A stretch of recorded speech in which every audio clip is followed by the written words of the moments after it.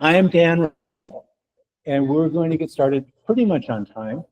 And we're going to go right up until about 11:45 or so.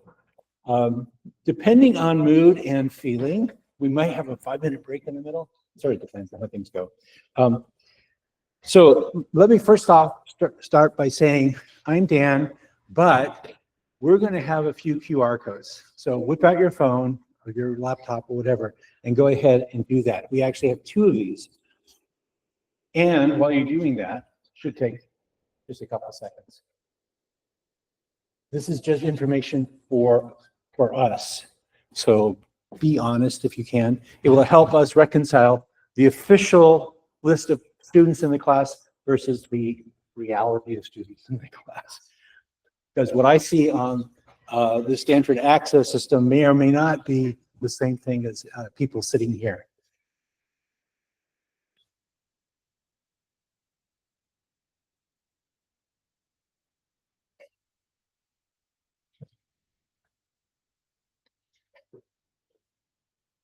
All right, I think most people have probably gotten that by now. I'll go back. Did you get it? Okay, so now having said that, you also want to take a picture of this.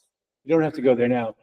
We're going to walk through this in just a little bit. This is a link to the syllabus for the course, but you want it in your phone so you can look it up at any time, or remember the bit.ly URL. And as you remember, bit.ly URLs are case sensitive, so you have to shout the name of the course. Okay, got that? So sorry?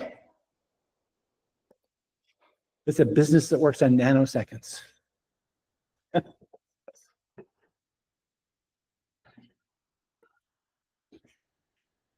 Okay, everybody got that?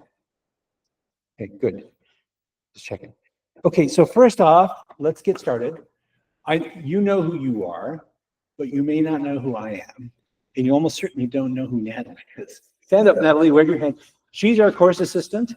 She's going to be the person you contact for all your difficult questions. Don't call me, call her, because she'll know all the answers. Okay. So you want to say something about yourself? Done my BS here at computer science. I'm working towards my master's right now. Look from the AI track. I've also, this is my first course I taught. I have taught education for every year before this. I've worked at Google. I've done an internship there on maps as well. If you have any questions, and I actually was a B1 athlete there as well on the same team during my undergrad. Yeah, that's a little bit about me. Great. Awesome. So in absentia today, because he's actually over in Gates Hall right now doing an introductory interview with Gary Marcus, who we will probably talk about later in the course. So Peter, my better half of this course, and I have worked together longer than I want to think. I mean, we were both at Google for almost 18 years together. I'm going to let him tell you his story, when he comes either later today or on Thursday. The important thing to know, though, is that this second book here, this is Russell and Norvig. It's not me. It's that other guy, Stuart Russell at Berkeley. So even though I've probably known Peter as long as Stuart has known Peter, we haven't written a book together. Anyways, I'll let him tell you more about himself later. So I am, Peter's PhD is in 86 from Berkeley, mine's in 85 from University of Rochester. And so both Peter and I did PhD theses in AI. Back in the old days, back before many of you were born. So BC, right? Anyway, ever since I got my PhD in AI, I've worked on how people understand AI systems. So it's the HCI and UX of AI systems. So my very first job post-PhD was to work at Xerox PARC, there somewhere, might have heard about it. So that's a place which is famous for building impressive technology and then never shipping it. It's true, there are multiple books written about this. And I can tell you lots and lots of interesting stories about why that didn't or did not happen. But I worked at Xerox PARC, I worked at Apple, I worked at a startup building tablet computers before there were iPads, working at IBM, and then most recently at Google. That then led me to write this book, The Joy of Search. And the reason is, why would you write a book about search? The thesis of the book is, you do not know how to use Google, trust me. And I have about a zillion studies that shows us that's true. For example, I remember going to an unnamed Ivy League university and talking about Google and talking about my studies and all this. And so I said to people in the audience, how many of you know about Google Scholar? Raise your hand. Okay, question for you. How many of you go, oh, that's great. At this unnamed university, 10% of the faculty had no idea what Google Scholar was, which is amazing when you think about it. I don't know how I would do my professional work without Google Scholar, right? Or Semantic Scholar, or something equivalent. But the point is, so I wrote that book a couple of years ago, pointing out how you can be effective and efficient and accurate in your online searches. It's ostensibly about Google, but it's actually about the larger topic. I've also taught a lot of HCI classes, so this is not my first rodeo. I've taught for 20 years, and this is, I think, the 5th or 6th time that I will have taught this course. So it's still fun. I'm still getting a charge out of it, so I hope you enjoy it. So let me spend a little bit of time up front sort of telling you what the course is about, expectations, all that sort of shopkeeping, you know, keeping things straight and clear. Here's the first thing to know. You know, human aspects of AI these days, it's changing. You might have noticed things change every day. And so this course is guaranteed to be 30% different than it was last time we taught it, which was not that long ago. It was just in spring, okay?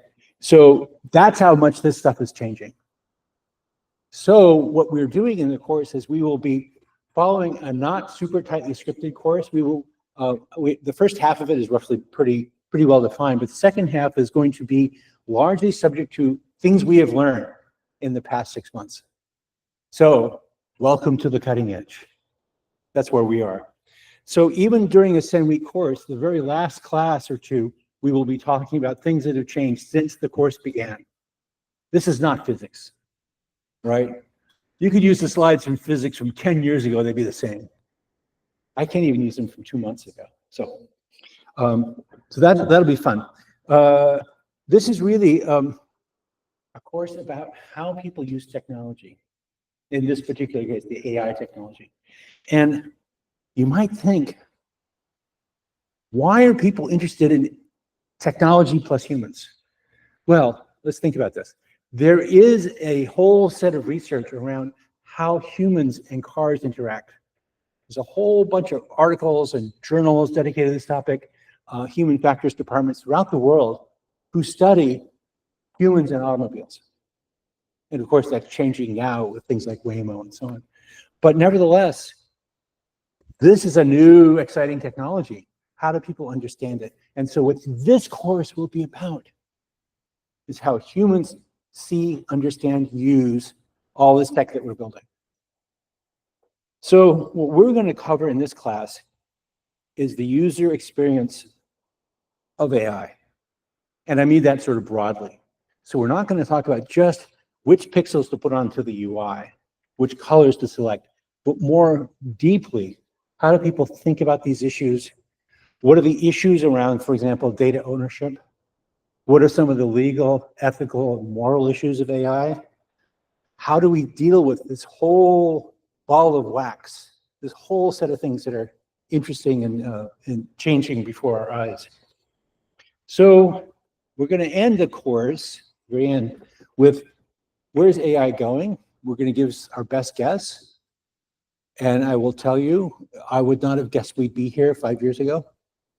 So free predictions are worth what you pay for them. But one of the fundamental pieces of all this is how do we make all this technology more human-centered? So that's really what this course is about. Humans and AI. So here are the details. So 10:30 to 11:40, technically, if we run a few minutes late, that's okay. We're here, you know that. At the end of each class, we will have a QR code for you to answer one question. And it's basically, you know how in surveys, they'll put an attention question? You've ever seen these?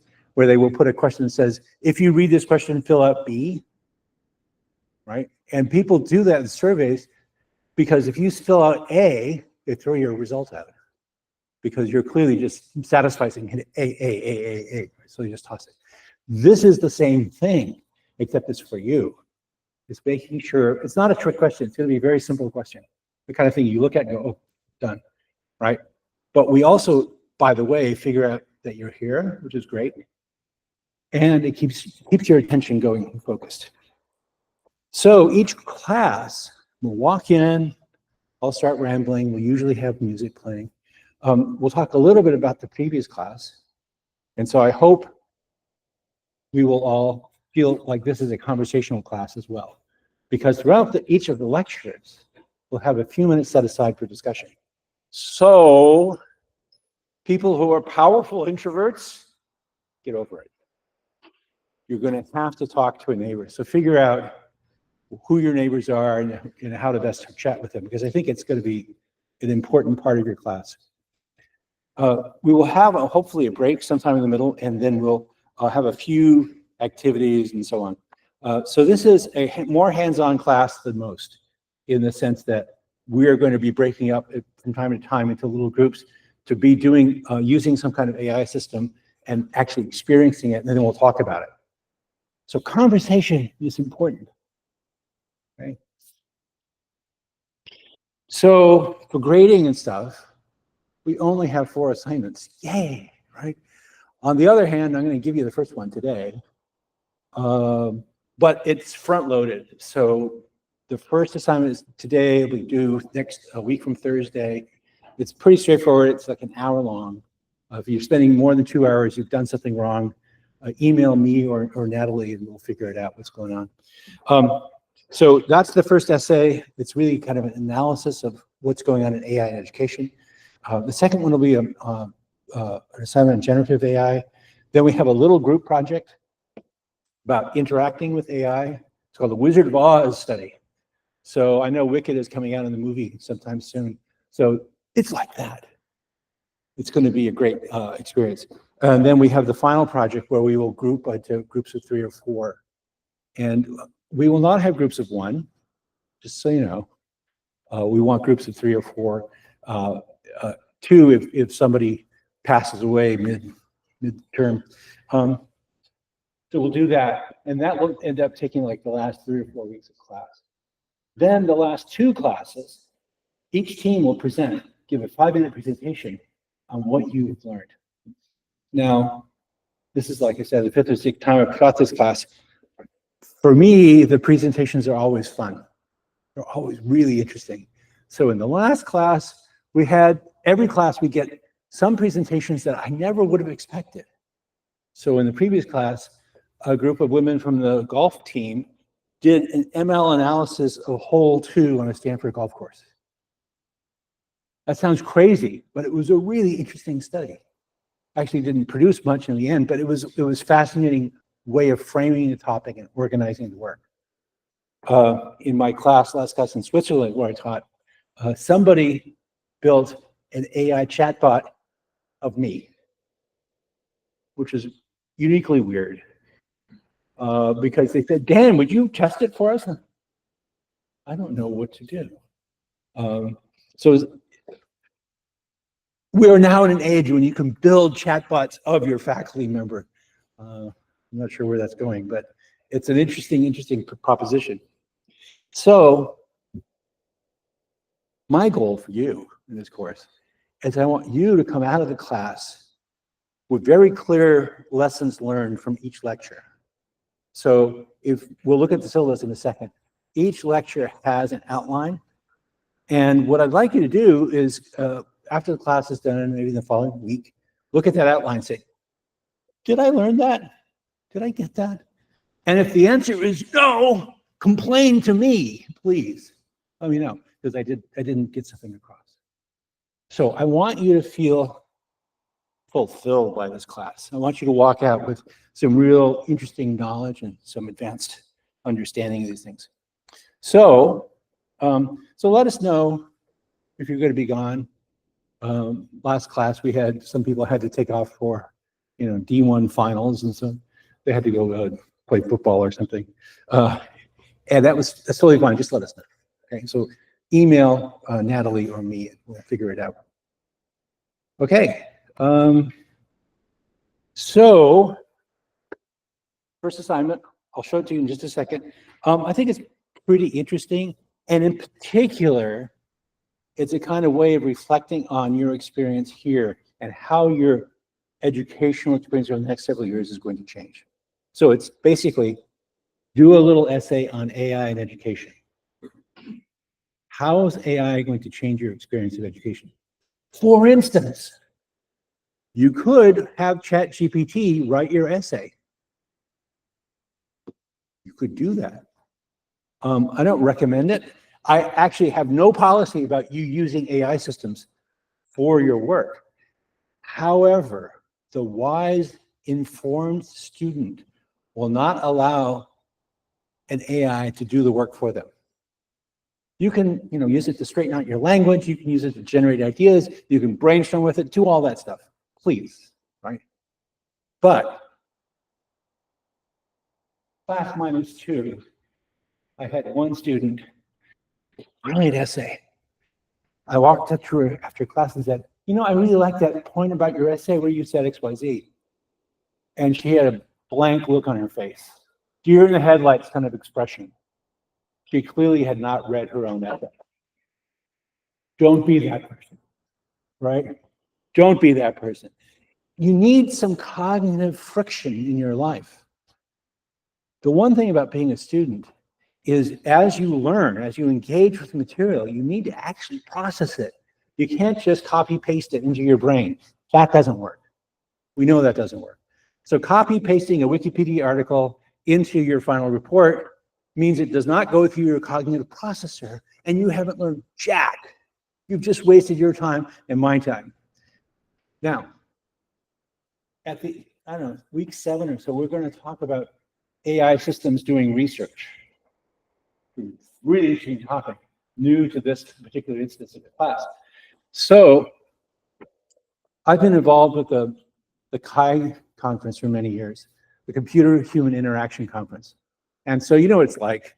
Thousands of people send in papers and they organize reviewers, and each reviewer writes a review and says, this paper sucks or it's great or whatever, right? This was the first time this year I've seen papers clearly written by ChatGPT and reviews clearly written by ChatGPT. You see where this is going? We can automate the whole conference business out of existence. Now, I don't think that's actually true, but it's really disappointing to be reading a paper that I'm starting to read. In the middle of the text, it says, I'm just a large language model. I can't help you. Like, 0. You're out. That's a fail mark. On the other hand, I had a lot of, say, my junior colleagues complain to me and say, look at this review. This is clearly not written by a human. And that was true. So there's an interesting intellectual problem here for us, which is how do we figure out the right way to work with these new kinds of tools?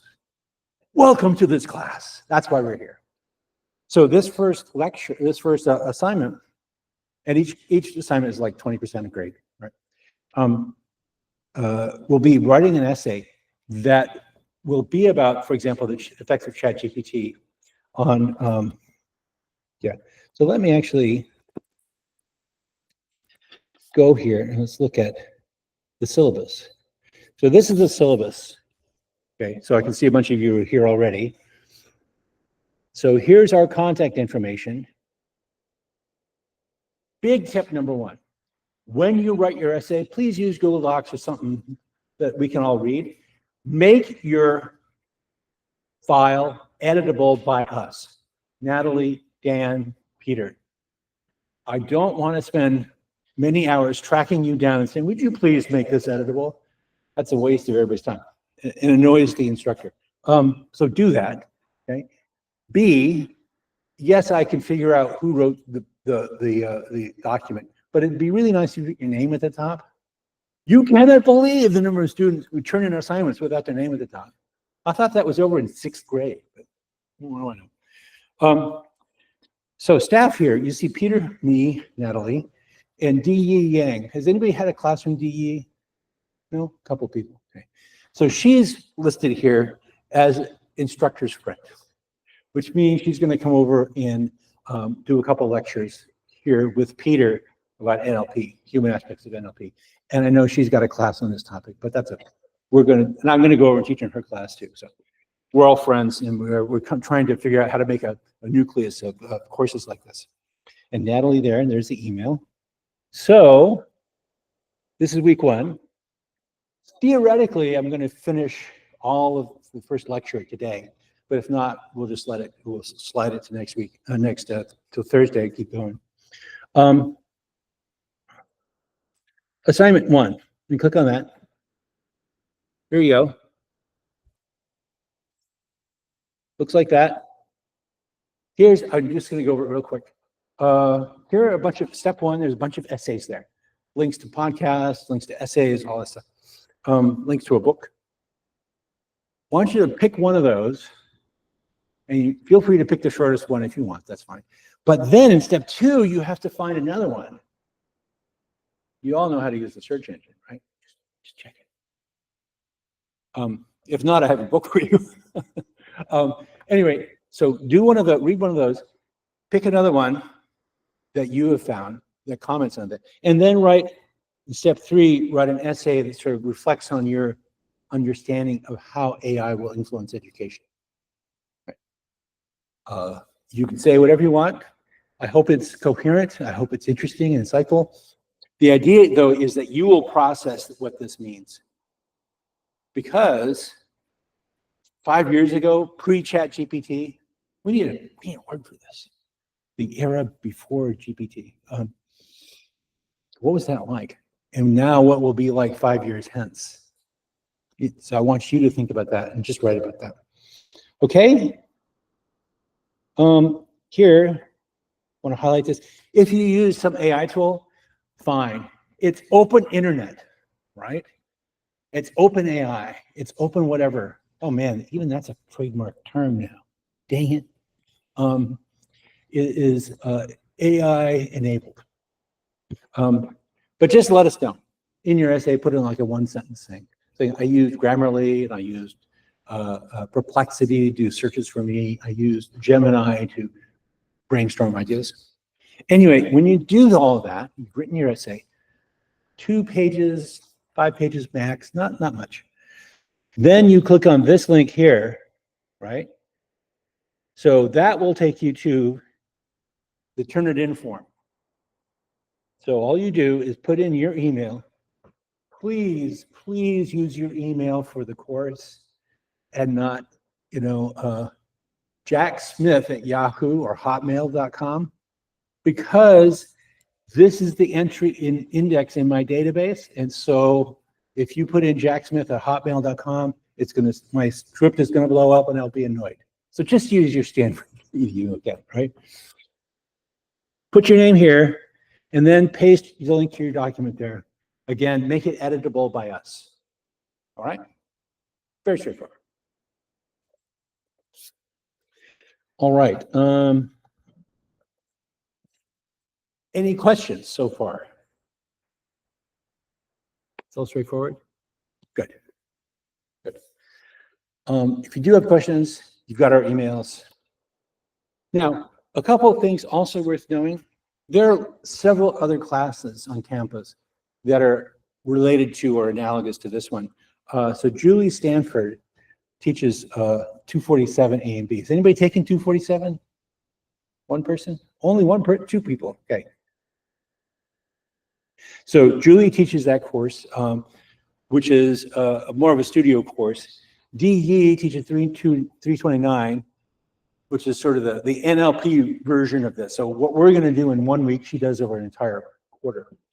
120 is Intro to AI Safety, which we will talk about in this course, but only for 1 week. That's a whole semester on that. And then the last one is AI in healthcare. There are other courses. I have the whole complete list, but those are the ones that you might be interested in. No course stands alone. There have been lots of people who've helped out on this, mostly by giving comments or critical feedback. The other interesting thing is I think this was one of the first courses where we put the syllabus out for other people to look at. I have been surprised how many classes I've seen now online, HCI and AI classes, that basically copy the course that we're doing. So I guess that's good. As long as they do attribution, that's fine. But these are all friends that have helped out in the class. Okay, that's the end of part 1. So we did 30 minutes. Okay, give me, let's take a 5-minute break right now. Give me 5 minutes to switch over, and we'll pick it up at 11:05. All right? We need to cue the music here.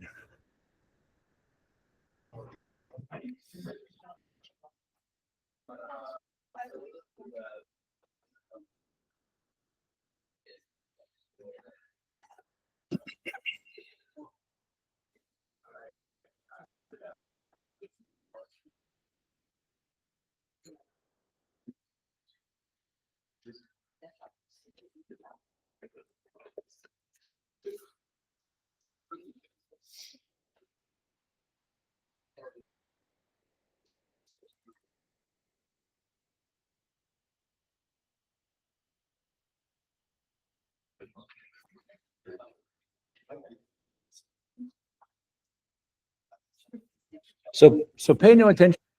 You're just trying to do. It doesn't seem to work the way I think.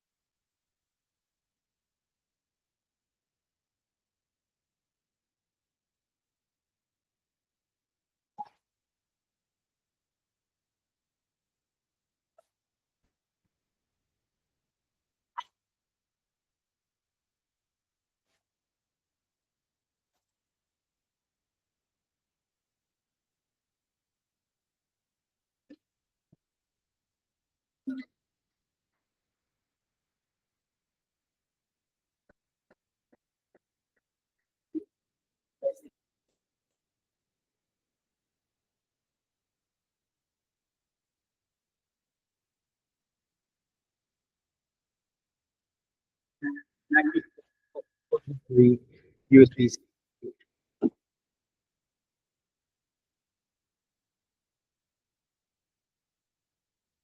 Yep, there.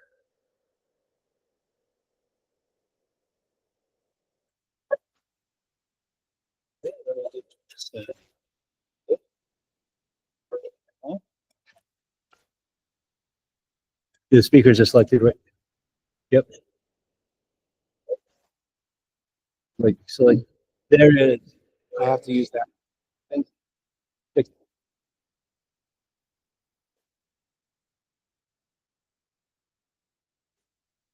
Yes.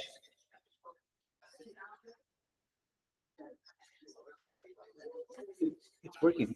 I selected on the sound. You have done the output NV32 dash. Thanks.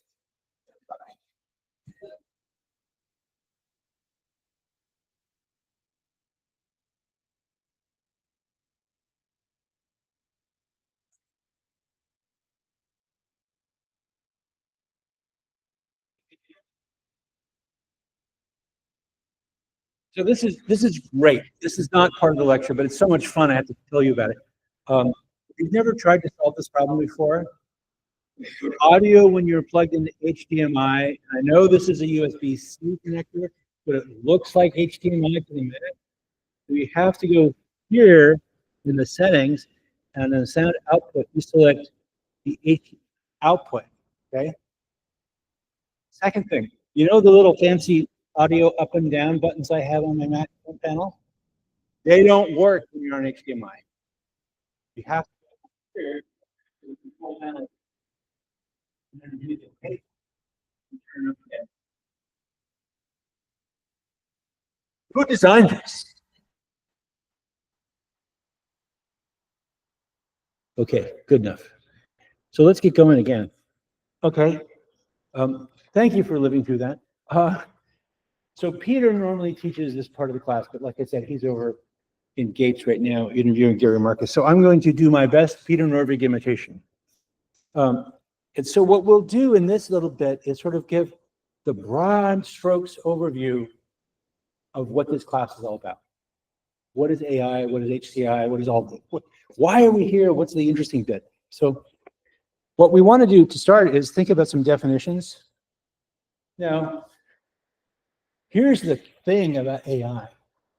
The number one thing to take away is once you know how to build an AI system, it stops being AI. It starts being software engineering. So AI is kind of this forever receding horizon effect. So what we do as computer scientists or engineers is trying to build a system that does the right thing. And I'm going to define what right thing means in a second. Unfortunately, that's also what software engineering is, right? So what's the difference? Knowing that there's this permeable boundary. So to me, AI systems are have two aspects, one of which is trying to do, as it says here, trying to build systems that deal with complexity and uncertainty for tasks that people do with intelligence. Okay, I'm not going to go define intelligence. We can talk about that separately, right? But by contrast, regular software engineering is building systems to do the right thing, primarily dealing with complexity. So, for example, I'm going to write the code that runs your favorite airliner. It runs the 737 MAX, say. And it's 1 million or 2 million lines of code, lots and lots of complexity, not a lot of uncertainty.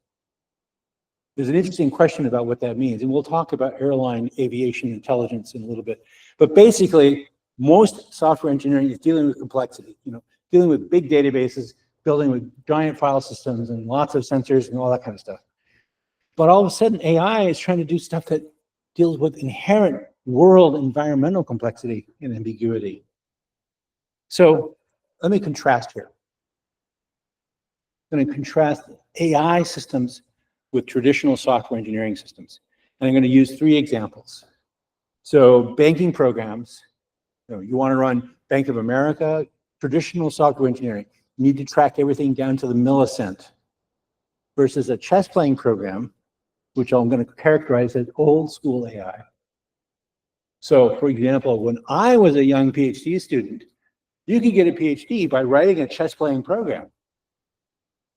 It's a hard problem. Nobody really knew how to do it. As opposed to now, where it's just like, I could just assign it to you. It's like, go write the chess player now. So all of a sudden, what used to be AI is now just an undergrad assignment. Contrast that then with the third case, which is self-driving cars. Okay, so I guess I should also point out that all the slides are available online in the syllabus. Okay, so you can always track along with this or read it afterwards. So when we compare AI systems with software engineering, part of the problem with self-driving cars is they can't observe the entire world. One of the characteristics of chess playing systems or a banking system, you can see everything. You've got it all. It's perfect information, right? Nothing happens out of view, as opposed to self-driving cars where who knows what's behind that tree?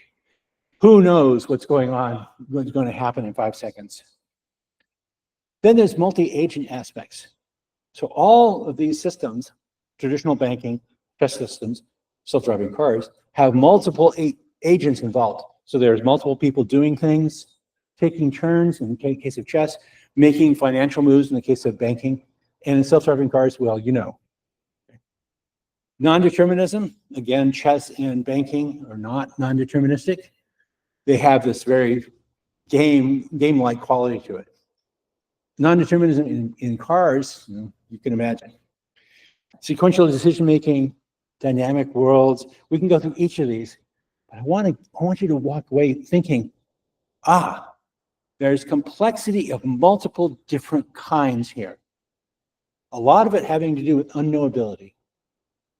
I don't know what that dog is going to do in my self-driving car as it's driving down the street. I actually had my first Waymo ride last week in San Francisco. You'd think I would have been in a Waymo before, but it turned out. And it worked exactly as I expected, except for one thing. We're going down some street in San Francisco, lots of cars, lots of people wandering around, and it brakes suddenly. And it's like, what the heck? And then somebody that I did not see stepped from behind the car. So I was super impressed.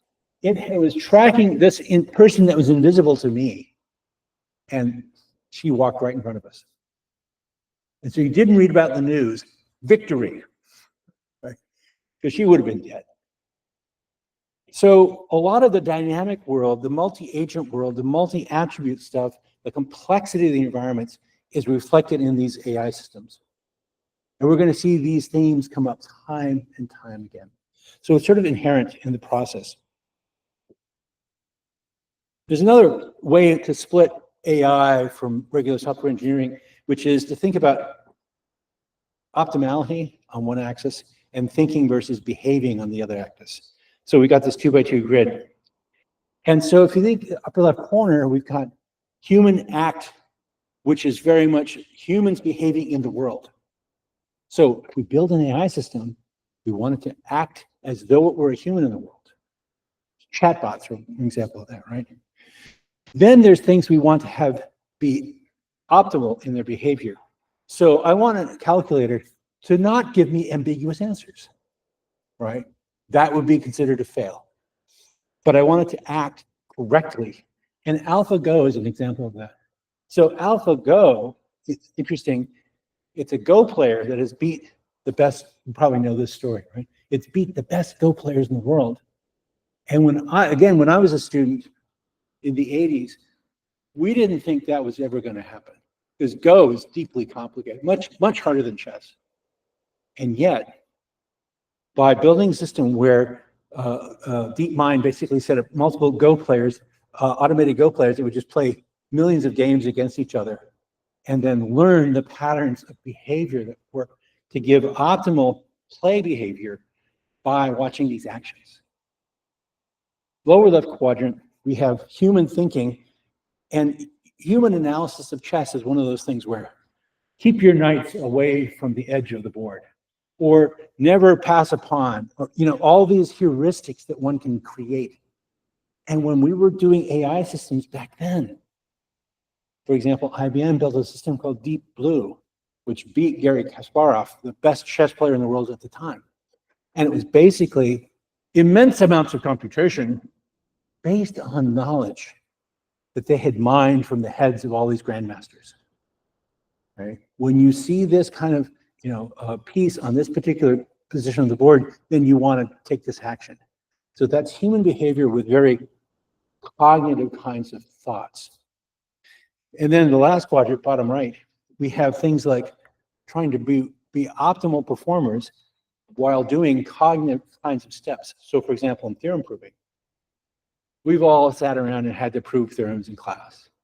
You know what it's like. You're doing this, have to do this, and this, and this. You're putting together these cognitive steps in order to achieve a kind of symbolic output. You can prove that this theorem is correct or not. And that's a way of doing AI. So let's take 5 minutes real quick. This is our first of our conversations.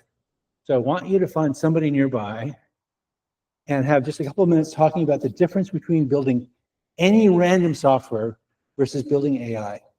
And can you think of an AI application for each of those quadrants? Okay? Go. 5 minutes.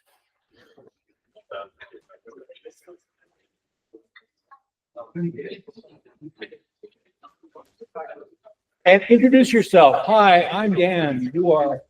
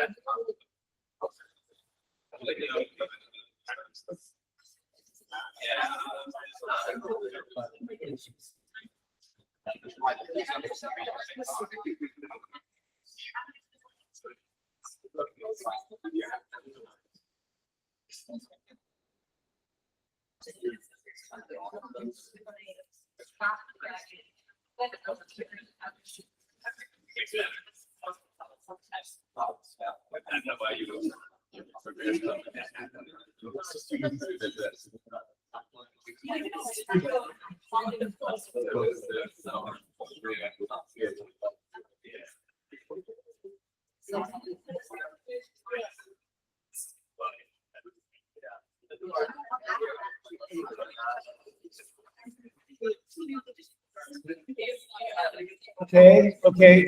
It looks like the groups are starting to converge. But let me ask you, does anybody have the example for the upper left quadrant? Is there an AI application you would consider up there in the human thing? Yes.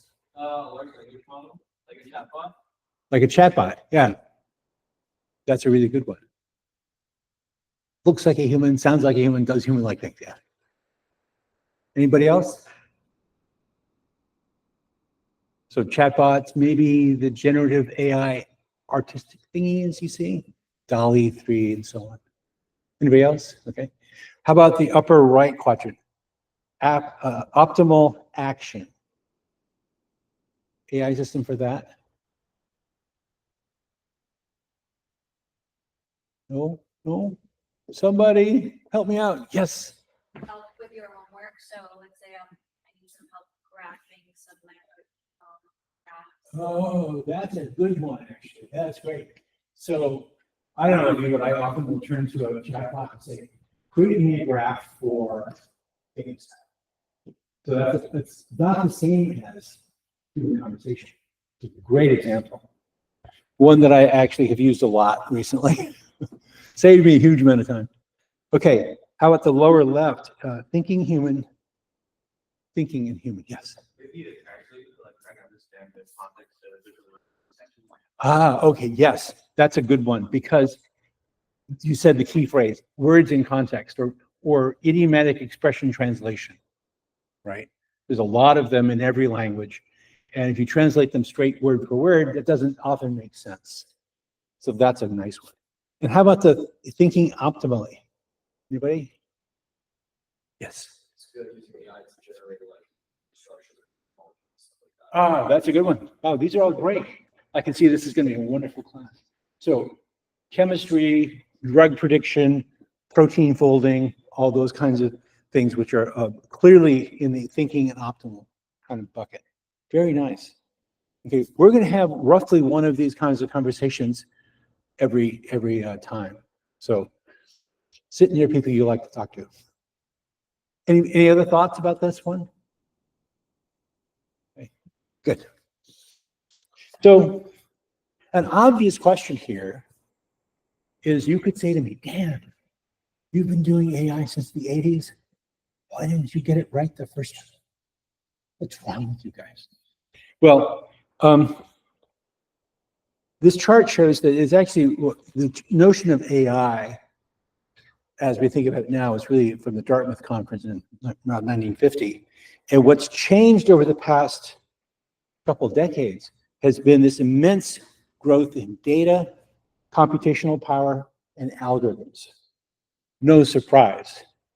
But when you start to look at the actual numbers, those make clear that it's a qualitative change, not just a quantitative change.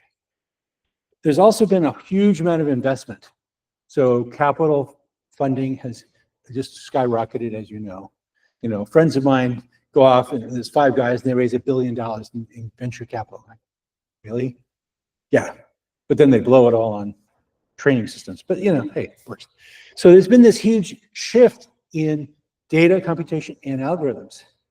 And here's an example. So a lot of these, notice these are log plots. So the straight line is exponential. And the particular part I want to point out to you is the computation one here.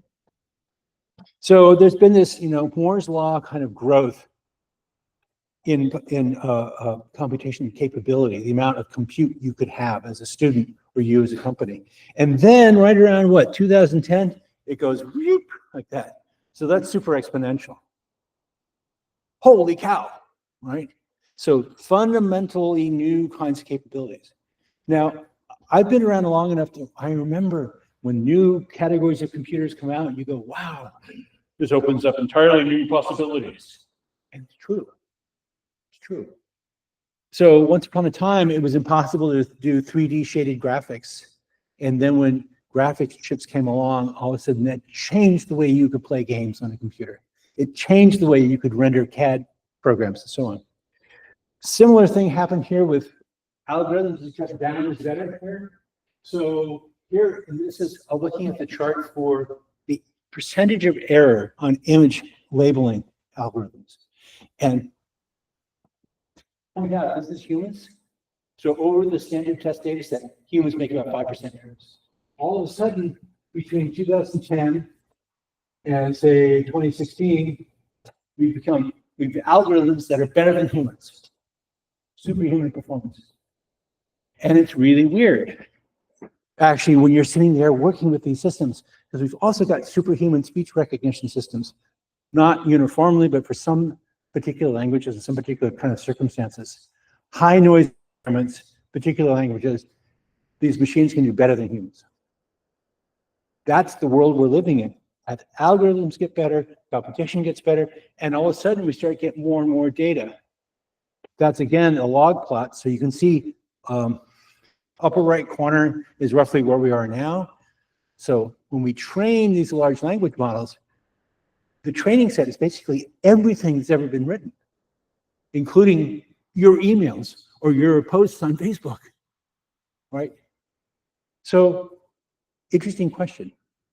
What do we do? So different kinds of AI. In the classic era, say the 80s to roughly 2000, were what were called expert systems. You would build in the knowledge needed to do the task. So I, as a knowledge engineer, would interview you, an expert, say on plastic injection molding.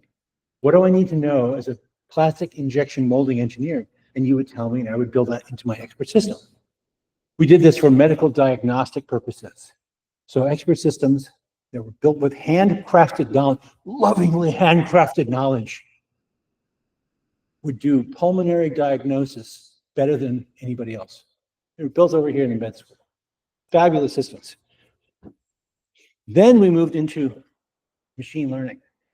And this is one of those areas where when computation was expensive and rare, it was really hard to do machine learning systems that were very good. That changed in the late 90s, when all of a sudden we had enough computation, enough data, and the best algorithms to actually train these machine learning systems so that the AI systems can now generalize from examples. And then we have the better version of the machine learning stuff with deep learning.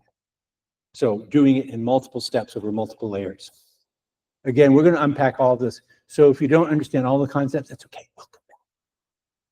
Okay. And lastly, there's AGI, artificial general intelligence. So this is the stated goal of companies like OpenAI. They want to build an AGI system that will solve open-ended classes of problems. Interestingly, in the 70s, there was a system called GPS, the General Problem Solver. It had exactly the same goal. And the hope for GPS was to build an AGI that had lovingly handcrafted knowledge about how to solve problems. When you have a problem that's, for example, when you have a problem that's big and complex, you break it up into subpieces. Sound familiar? Your calculus teacher told you that. That's what GPS was trying to do. The handcrafted knowledge systems were fragile, though, and they would break when they got too big or too specialized. Here's an example. You're in Boston. You want to return your car to the Hertz rental car place or the Logan, whatever. You want to get it back. So you say, look to your system.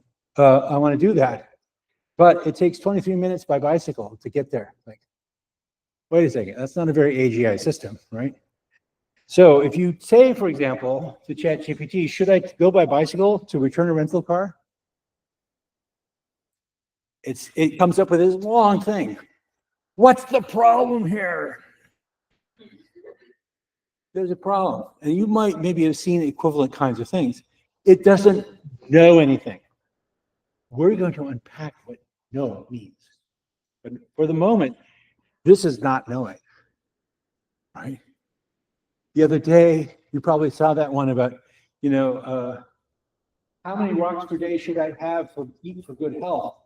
And Google Gemini said, you should have at least one rock a day. Okay, so this is a deep sense of not knowing. It's generally intelligent, but it's also generally stupid. So we're going to talk about what this means. So it's not, so then, when you do more training, you can get it to be better, but it still doesn't know stuff. So here's the diagram I want you to commit to memory, right? So complex software systems is sort of the superset. We built AI systems as a piece of that, machine learning as a method within that, and deep learning as a method within machine learning. Right? I got more diagrams here. We are working towards human-centered AI. Okay? That's the goal of this course. We want to have systems that are fair, give benefits to people, and reduce the amount of harm, right? So we have different groups here. We have users, direct people who actually use the system. Then we have the larger context, which is stakeholders, okay? And then thirdly, in the larger sense, we have society. This is something, this level framework is something James Landay here at Stanford has been talking about a lot. When you build a human-centered AI system, you have to think about all three. It's not enough for you to build the world's coolest app and ignore the social implications. We're going to say this multiple times until you get it tattooed on your forehead. It's something you need to think about. You need to consider, for example, the role of your system, your AI system, with respect to stakeholders, because they're going to pay your bills, but also the community that it's going to be embedded within. And we're going to go through a lot of examples of this. The humanness of a lot of this builds on what we know about psychology and the neurology of humans.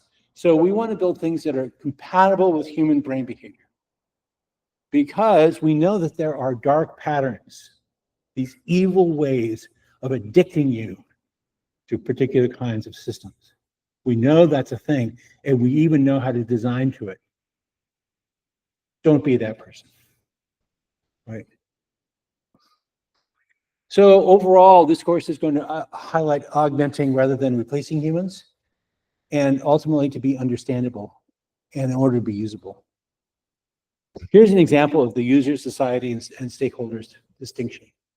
There are computer systems you can get, you as a city government or a state government or something, which will help you assign the bail to be paid for somebody who's brought in on a criminal charge. So you input all the data, and it says this, you should bail this person for $100 or $1,000 or $100,000, whatever. So there are AI systems that will help you do that. So who's the user here? It's going to be the judge or whatever. Who are the stakeholders here? Think about this for a second. It's going to be the defendants, the people on charges, right? As well as the victims. Did you think about them? How about the families? See what I'm trying to get you to think out? Think outside the normal limits of what you think of as the stakeholders. How about the social implications of this? Right. Perpetuation of bias effects. And we'll go into that in a lot of detail. We have a very detailed example of that coming up. Okay. The thing I want you to take away now is there are multiple layers we have to consider when we design and build AI systems. It's not enough just to be the coolest app on the AI store. And of course, now we can do the same thing with respect to cars. Who are the users? Okay, driver. Who are the stakeholders? Other cars. Any others? Suggestions? Passengers? Also pedestrians? Who's the societal implication for? Okay. Changes in urbanity, the quality of life, wealth redistribution. You see where this is going. The human-centered AI paradigm that we're going to be talking about for this course is to get you to think about other humans who are not necessarily just like you.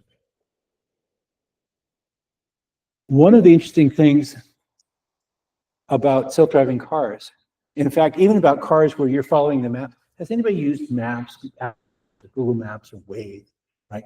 And you follow it along, and this has happened to me. I was driving in LA, going down the 405 freeway. It's kind of messy because it's LA, it's the middle of the afternoon. And I'm going down the 405 and it says, oh, exit. Okay, I exit because it's found a better route. So I exit. The 4 cars in front of me also all exit. We all go off together as a fleet. Then we get to the bottom of the off ramp and it says, oh, go get back on the freeway. We all got back on the freeway. All 5 of us got back on the freeway. Did you think about the stakeholders of the effects of pulse controls? So is anybody here live in Los Gatos down there? So Highway 17 goes through Los Gatos. And the city government of Los Gatos is really unhappy with Google Maps because it routes a lot of people through, you call it quiet downtown Los Gatos, when Highway 17 gets messed up.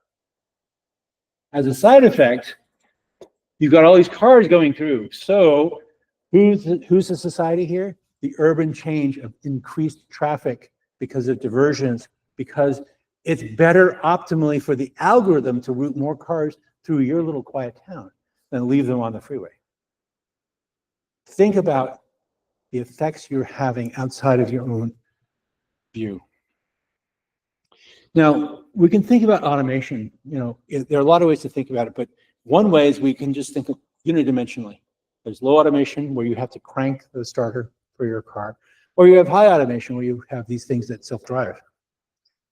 And the Society of Automotive Engineers has this thing called the levels of automation, the 6 levels of automation. And it's important for you to know this because you're going to hear these phrases, this is level 3 or this is level 4, whatever. Levels are defined as the terms show up there. And companies will say, oh, we've got level 5 automation. It's full automation. Okay? And Tesla, picking on them, will say, oh, we've got, you know, full self-driving mode. We call it full self-driving mode. And then, of course, things happen.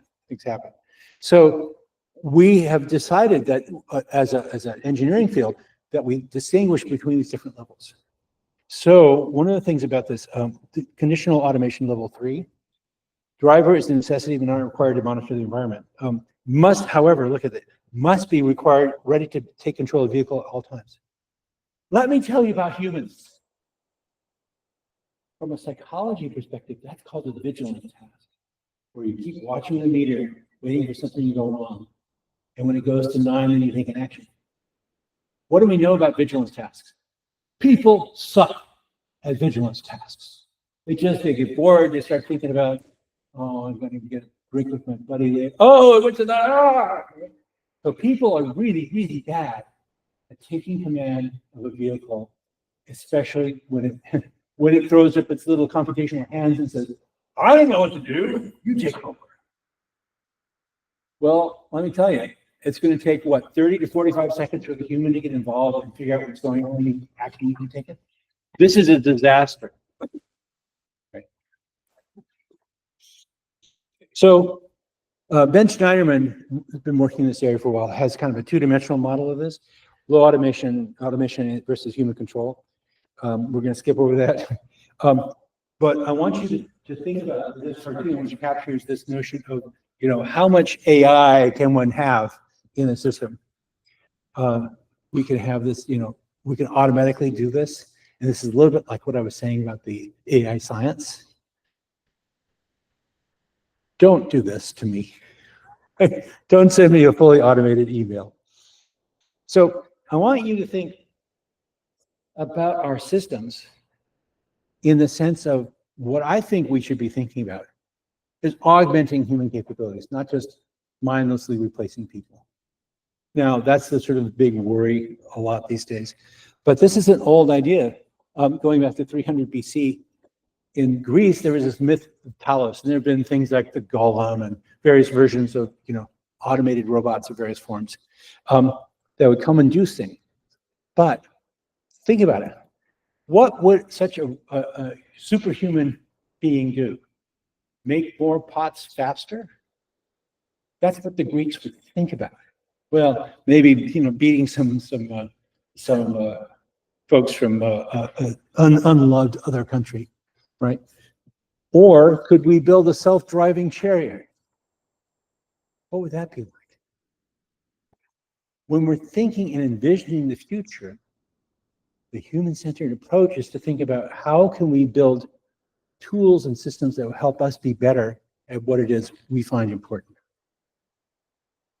So let's actually, I'm going to skip this one, if you don't mind, because I want to get us out of here in about 10 minutes. So I want to skip that and go to this one, which is sort of the brief history of AI. And I'm sort of giving you sketches of this, but remember the early days in expert systems in the 80s, and then machine learning started in the 90s. Big data started to accumulate in the early 2000s, deep learning foundation models. And so you see that, you've seen that progression. The emphasis here has shifted from algorithms, that is handcrafted, loving knowledge, towards data, and then towards machine learning systems like objective functions and so on. And so the basis of what you would learn as AI at any time period changed. So when I was a student in the 80s, we learned first order predicate logic. We learned how to do theorem provers. We learned how to build those expert systems. But then, you know, by 10 years later, we're starting to think about probabilistic methods. And then we started shifting towards understanding the statistics of those and so on. So these things all shift. Let me tell you what's going to happen next. It's going to be different. We are not going to continue doing exactly the same thing. And every decade, there will be a new AI technology. But the human-centered nature of the concerns is going to stay constant. So a couple of classic AI systems of the past. People heard about ELIZA? How many people know? A couple.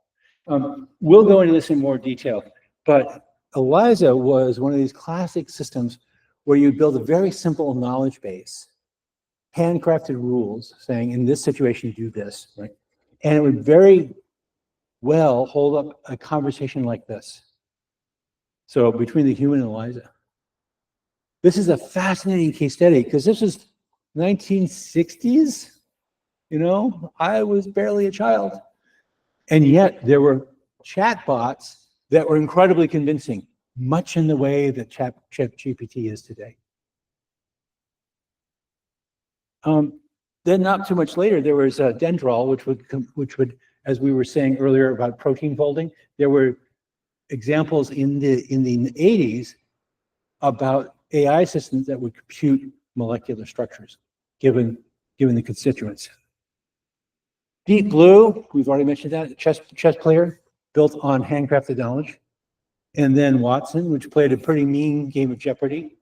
Again, it's an AI system, but it's also moving into the probabilistic era, but it's still got all of this knowledge that was hand-built.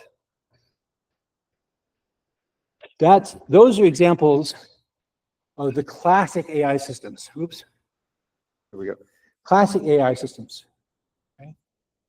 Now we start to move into more recent AI systems where we have autonomous robots in the home. They're boring, but they're autonomous. We have chatbots in our pocket.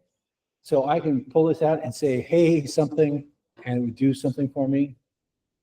So all of a sudden, we start to see these more modern systems actually have, based on some really interesting deep learning. And of course, we have self-driving cars and so on. So let's spend just 3 minutes doing this, okay? So turn to your buddy. What AI system have you used today? Trust me, you will all use an AI system today. Which one have you used, and what did it do for you? Go, 3 minutes.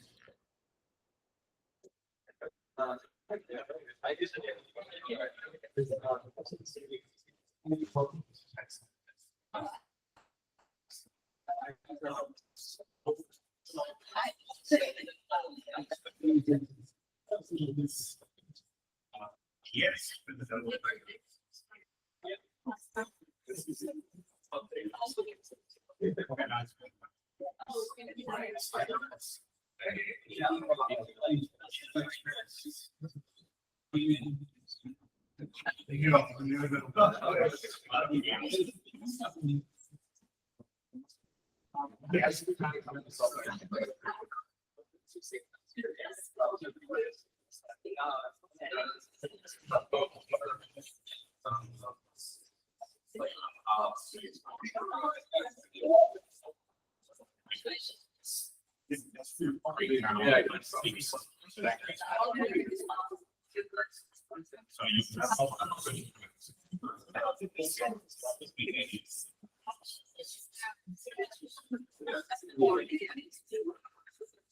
Yes.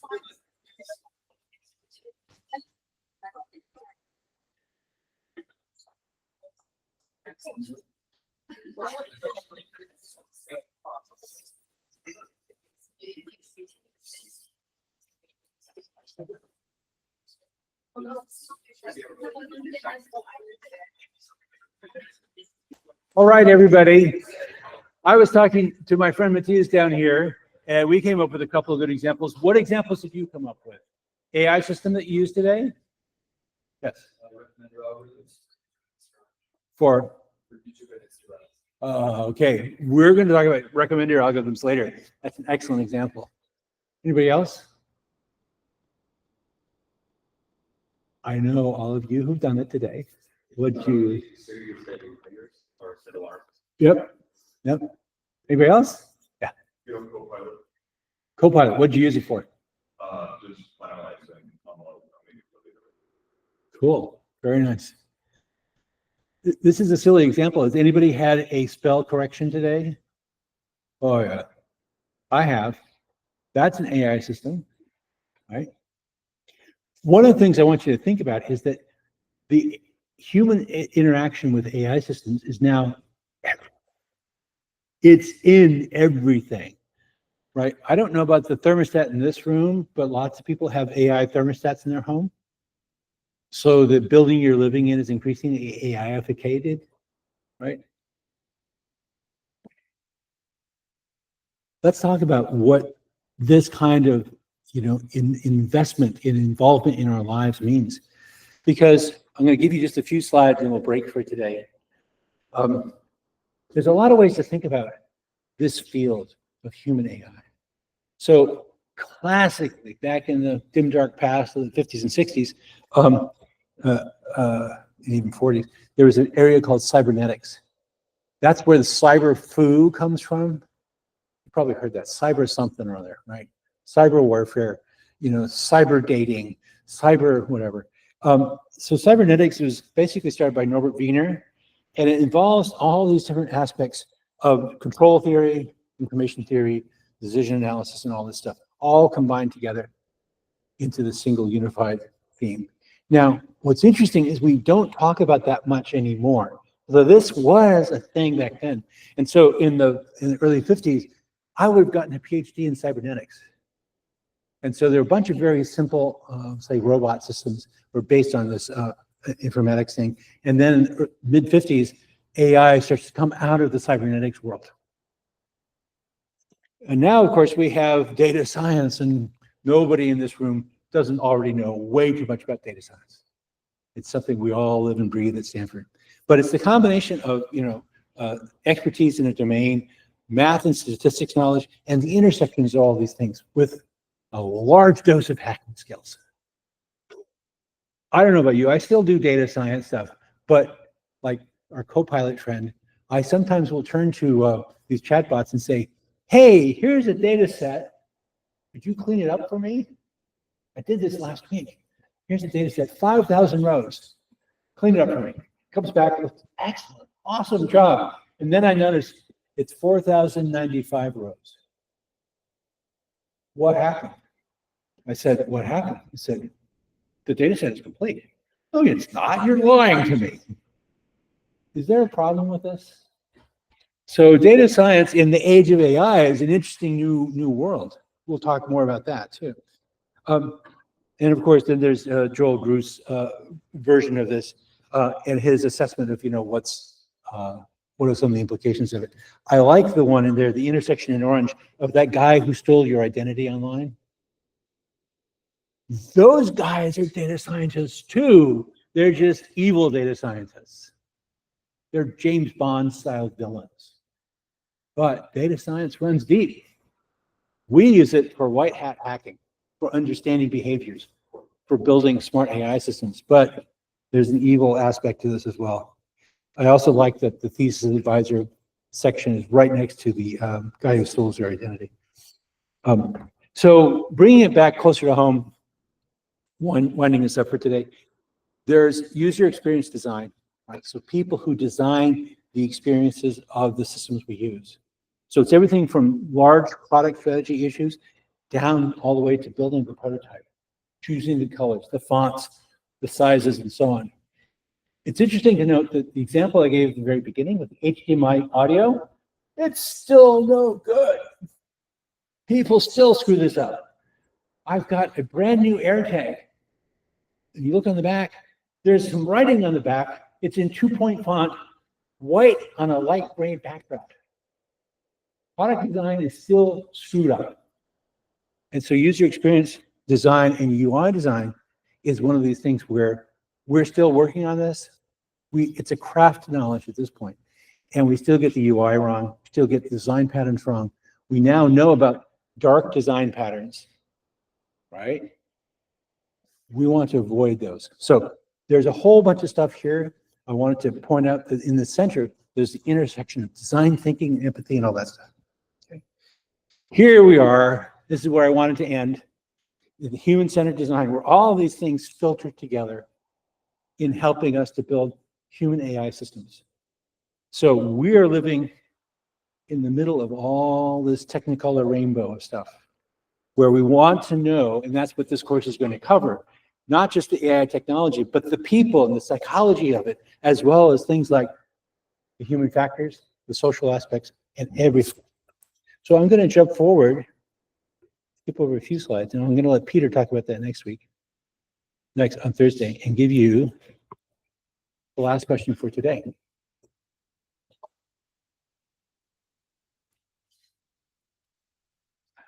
So people in the back row, can you scan the QR code from back there? Okay, you don't need a telescope or anything?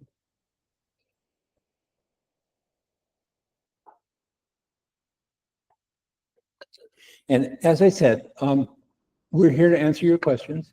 Take a look at assignment 1 today. You've got a week and a couple days. Like I said, it should take you on average about an hour. I hope you actually go through the cognition of it and think about what this means deeply, and do not just go to Gemini and say, please write an essay to answer Professor Russell's question about blah, blah, blah.